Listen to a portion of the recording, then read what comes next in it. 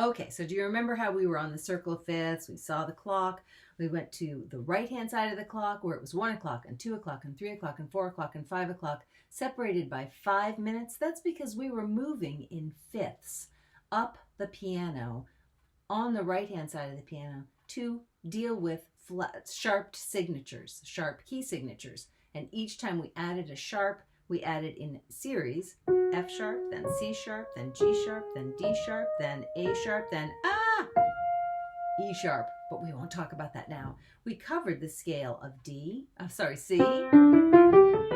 We went up a fifth from there. We covered the scale of G, which had an F sharp.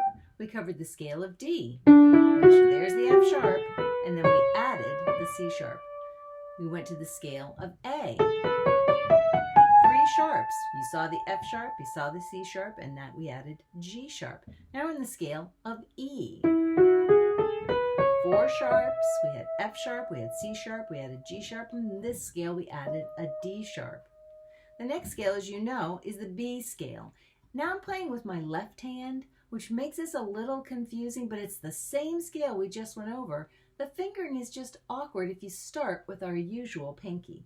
So I'm just going to show you in the left hand when you play your B scale, you want to start with your 4th finger, leaving any of your long fingers to deal with the black keys, which are a little bit harder to get to with your thumb. You felt that, right? 4, 3, 2, 1. 4, 3, 2, 1. You did it.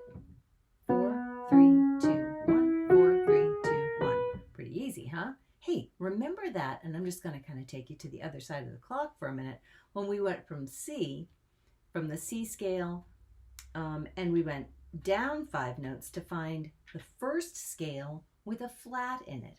We've been up the scale. We've gone from C to G to D to A to E to B. All those scales had sharps in them. You're right.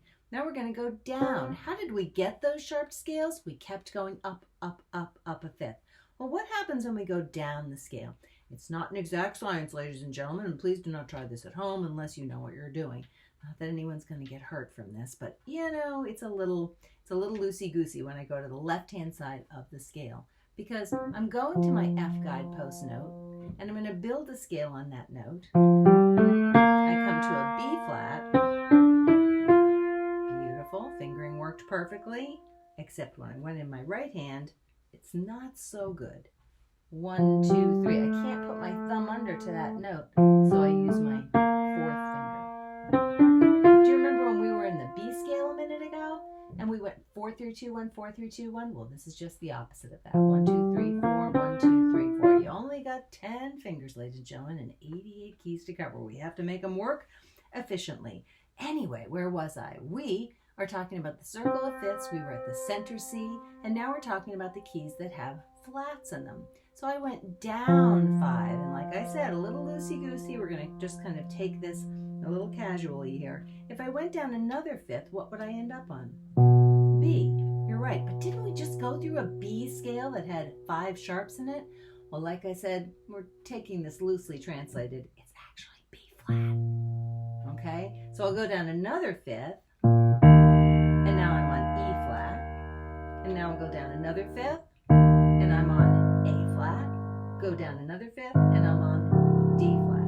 Now, I may have lost you by now, because the flats are sometimes more confusing than the sharps, but we can go back to the same theory as we did in the right hand when we were doing sharps. Every scale will build on the flatted key signature. So the first scale with the first number of flats is an F scale. Like I said, if you went down 5 notes, you'd end up on B, or B flat in this case. To build that B flat scale, we'd have to start on B flat, which gives us our first flat, but what we're trying to do is add flats. You're right. That make sense?